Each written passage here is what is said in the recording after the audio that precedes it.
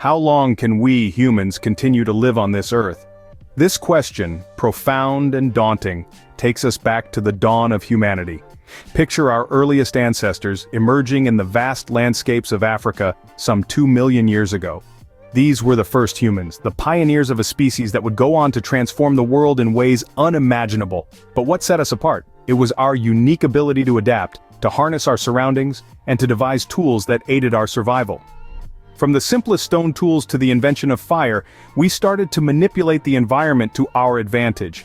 We were no longer mere participants in the game of survival. We began to dictate the rules. As we evolved, our knowledge and skills grew. We discovered agriculture, setting the stage for permanent settlements. We started to shape our environment, carving out spaces to live, to farm, to flourish. The first civilizations sprouted along riverbanks, marking a significant shift in our journey. We were no longer wanderers, we were settlers, creators of complex societies. The remarkable human ability to exploit the environment for survival and progress has been a defining trait of our species. It has fueled our journey from the savannas of Africa to the modern metropolises that dot the earth today. However, it's important to remember that this power also comes with responsibility. Our actions, our choices, have an impact on the earth.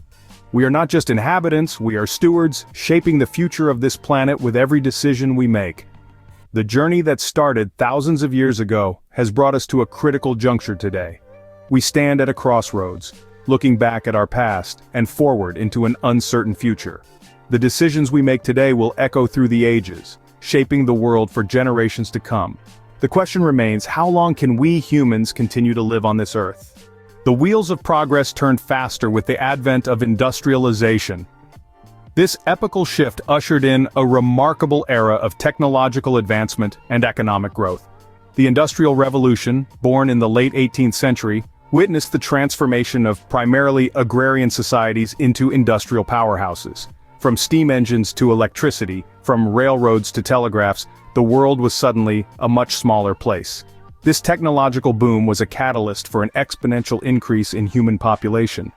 The world's population, which took all of human history until around 1800 to reach 1 billion, exploded to 7 billion in just over 2 centuries. However, this progress was not without a cost. The rapid, unregulated growth of industry brought with it an onslaught of environmental challenges. The smokestacks of factories belched out pollutants, darkening the skies and poisoning the air.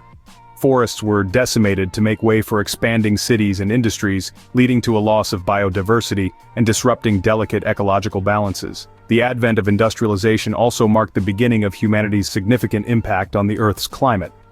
The burning of fossil fuels for energy released vast amounts of carbon dioxide and other greenhouse gases into the atmosphere. This in turn led to a steady rise in global temperatures, a phenomenon we now know as climate change. These environmental challenges have only intensified over time, with our planet now at a tipping point.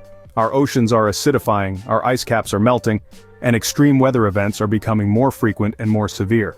So, while the age of industrialization brought us unparalleled progress and prosperity, it also left us with an environmental debt that we are still struggling to pay off. The decisions we make now in the 21st century will determine the future of our planet and our survival as a species. The price of progress, it seems, is the health of our planet. As we stepped into the 21st century, we were faced with an alarming reality. A reality that our own advancements might be the cause of our downfall.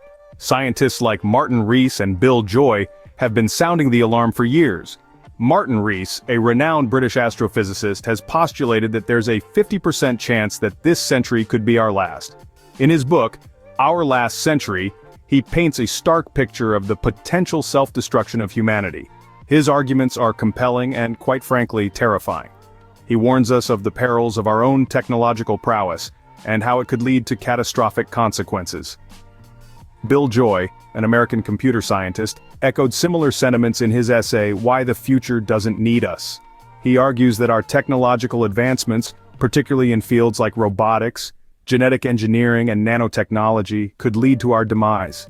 Joy's words serve as a cautionary tale, urging us to tread carefully as we navigate the uncharted waters of scientific progress. These warnings are not mere science fiction. They are grounded in our current reality. We're experiencing an environmental crisis like never before. Climate change, deforestation, pollution, and biodiversity loss are not distant threats. They are urgent issues that demand our attention and action.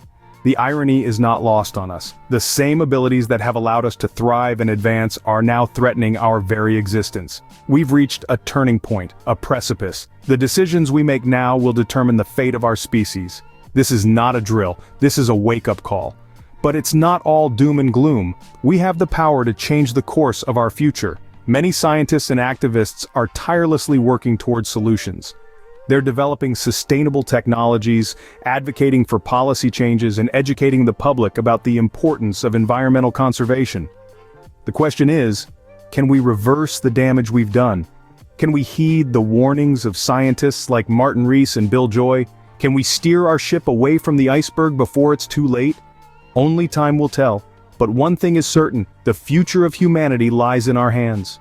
What does the future hold for humanity on Earth? Can we find a way to coexist with our planet, or are we destined to destroy it?